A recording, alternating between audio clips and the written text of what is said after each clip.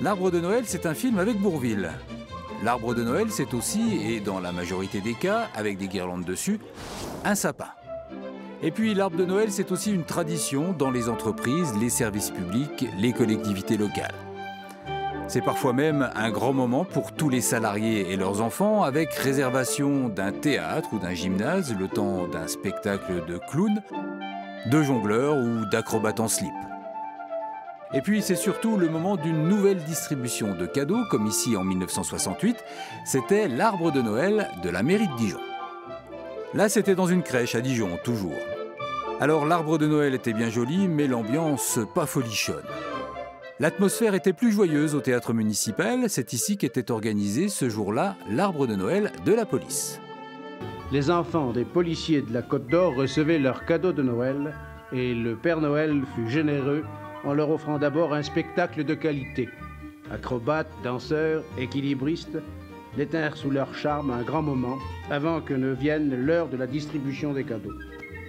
Et parmi les arbres de Noël les plus importants de la région, celui de l'hôpital. Ici, c'était au Palais des Congrès.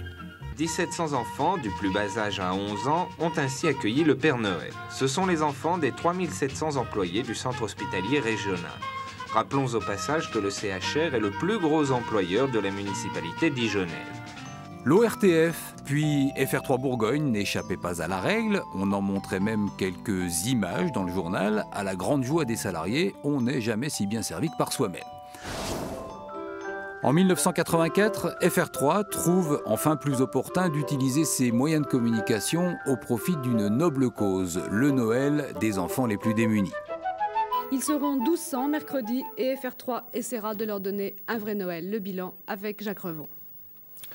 Dans 48 heures, FR3 Bourgogne accueillera au Palais des Congrès de Dijon même plus que 1200, 1500 enfants de familles en difficulté venus des 4 départements de la Bourgogne. Ce soir, attention, rien n'est encore gagné. Vous pouvez déposer vos jouets aussi ici à FR3 jusqu'à demain soir 23 h. Vous connaissez peut-être l'adresse 2 bis rue Hoche, ici à Dijon. Alors bien sûr, l'adresse a changé, la façon de traiter ce genre d'événement aussi. Au début des années 80, dans vos journaux, ça sent le sapin pour l'arbre de Noël. L'actualité va en faire du petit bois.